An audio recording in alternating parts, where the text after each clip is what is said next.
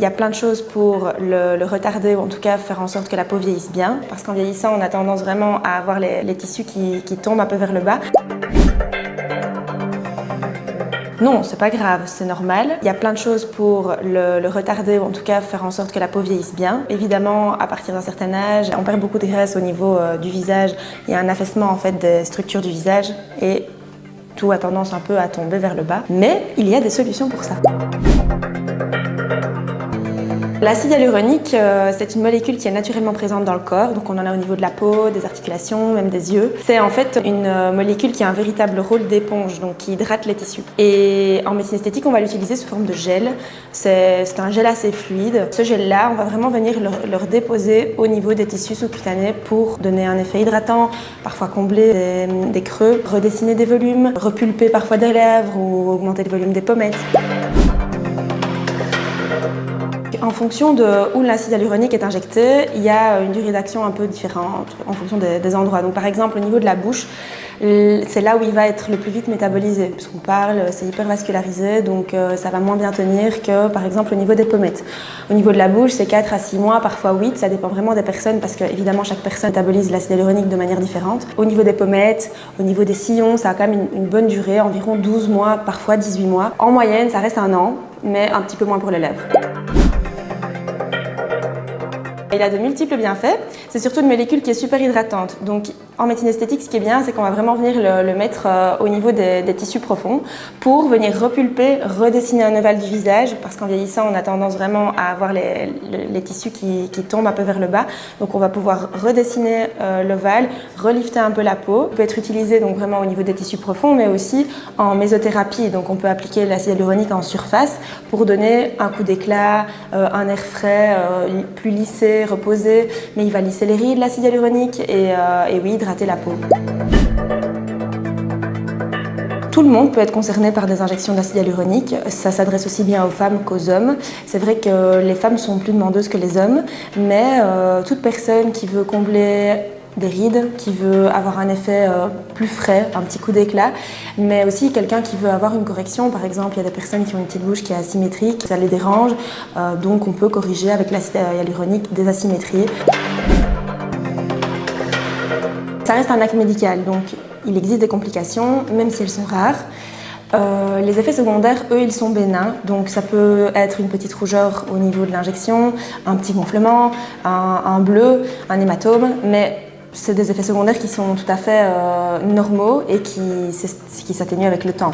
L'important, c'est de vraiment poser la question à son médecin. Si jamais on a des questions ou une inquiétude, il faut absolument venir nous en parler. Je dirais qu'on peut l'utiliser entre 25 et 30 ans en prévention du vieillissement. Après, on peut l'utiliser plus tard sur des rides qui sont plus marquées. Mais c'est vrai qu'au plus tôt on va utiliser l'acide hyaluronique, au plus tôt on va pouvoir corriger des rides qui au départ sont fines, qui vont pouvoir par après éviter de trop se creuser et donc de trop se marquer. Par contre, en effet, oui, il y a des personnes qui ne peuvent pas utiliser l'acide hyaluronique. On ne fait pas d'injection, ni même aucun acte esthétique sur des femmes enceintes ou allaitantes. Et les personnes qui ont des maladies auto-immunes actives, on ne peut pas leur faire d'acide hyaluronique. Une maladie de la thyroïde qui est active, donc les personnes qui ont une hypothyroïdie qui est traitée depuis des années, qui est stabilisée, il n'y a pas de problème. Mais par contre, quelqu'un à qui on vient de découvrir une hypothyroïdie qui n'est pas du tout supplémentée, on ne va pas lui faire une injection d'acide hyaluronique. Le risque est vraiment chez les personnes qui ont des réactions auto-immunes que le corps vienne réagir contre l'acide hyaluronique, qui est quand même un corps étranger qu'on met au niveau du corps. Il peut y avoir des formations de petits granulomes, donc des petits nodules qui peuvent être inesthétiques et dérangeants pour la personne. En médecine esthétique, avec ce gel d'acide hyaluronique qui est vraiment dans une seringue, on peut injecter avec une aiguille ou avec une canule.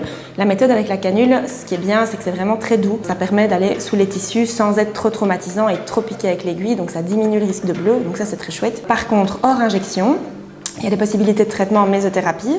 Donc la mésothérapie, on va appliquer vraiment l'acide hyaluronique en surface de la peau pour donner un coup d'éclat.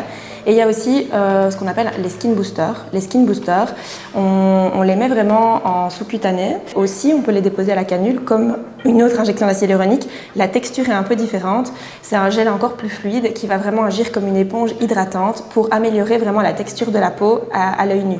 Donc on ne va pas utiliser un skin booster pour venir combler par exemple un sillon nasogénien fort marqué, mais par contre quelqu'un qui a beaucoup de ridules, par exemple ici souvent autour de la bouche, ça peut venir hydrater la peau et donner un meilleur aspect de la peau.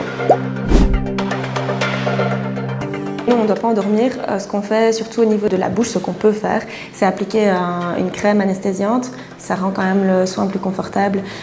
Aux autres endroits, c'est vraiment pas douloureux. C'est ça aussi qu'il faut se dire, c'est que c'est pas des injections qui sont douloureuses, ça ne doit pas être douloureux.